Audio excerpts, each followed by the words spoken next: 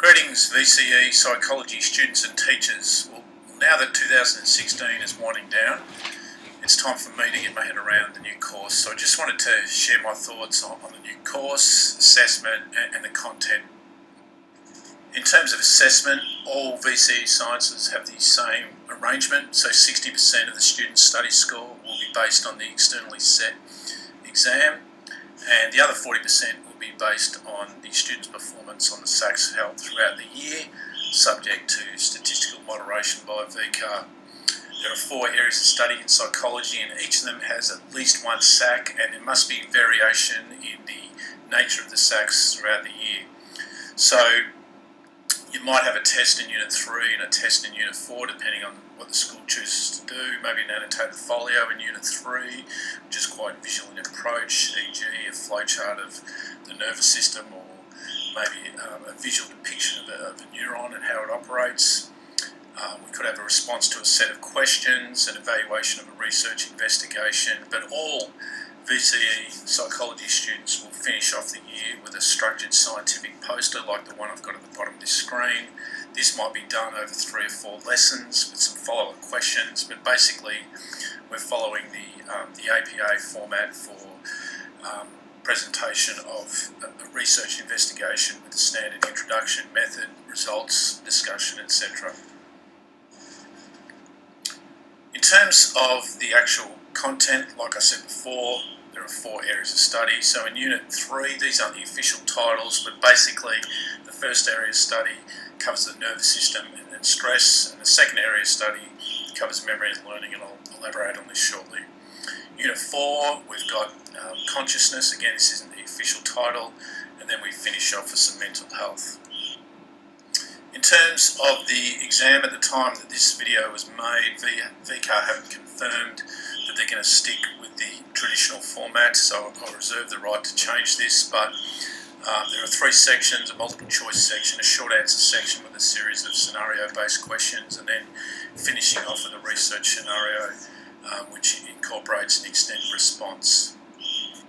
So I just want to elaborate on what content we cover in each of the 4 areas of study, but in the interest of brevity, I'm going to rip through this. So in the first area of study, Unit 3, there's 2 major parts to this. We start with the nervous system. We go right down to the core unit, the neuron.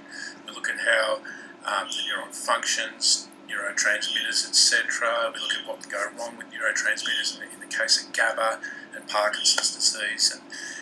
And then we look at stress, and we look at basically the sources, biological models in terms of the fight, flight, freeze, the general adaptation syndrome, psychological models where we can, our response to stress can vary from person to person, and how we cope with stress.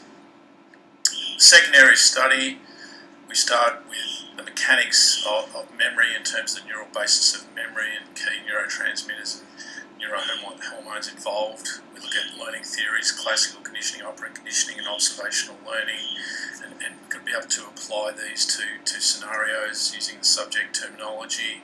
We look at memory models, the multi-store model, the brain structures involved in memory, the different types of memory, implicit versus explicit, which are recalled unconsciously or consciously, methods of retrieval.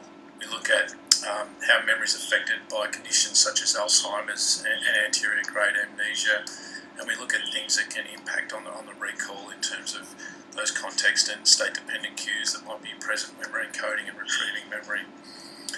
And my favourite part of the course for potential forensic psychologists, the fallibility of eyewitness testimony based on the impact of leading questions. In terms of the research component of the subject, not only do we have that big scary SAC at the end of Unit 4, but your exam will feature 15 to up to 20% of the allocated marks will be based on research principles. So you need to be able to construct a research hypothesis, evaluate the research design used from given scenarios, identify variables other than the IV that could affect the DV, and talk about how they can be overcome. You won't be doing calculations, most likely, on the exam, but just some very basic, low-level interpretation of means, medians, p-values, etc. Unit 4, the first area study in a nutshell, covers consciousness and with a heavy emphasis on sleep. So we start by defining consciousness, looking at normal waking versus altered states, measuring consciousness through various devices and psychological indicators, comparing the brainwave activity when we're under the influence of a stimulant like speed versus a depressant such as alcohol, and looking at the various stages of sleep and why we sleep and how sleep changes over the lifespan. And then finally we finish off with mental health. We define it, we look at distinguishing features between mental health and mental illness, we look at risk factors that contribute to a mental condition, and then we go into depth, take a biopsychosocial approach to the cause and the treatment of phobias, and then finally we look at resilience and the trans-theoretical model for behavioural change, which is a form of intervention that helps us deal with mental conditions. So I hope this has been helpful. I will be busy over the summer break uploading some more videos.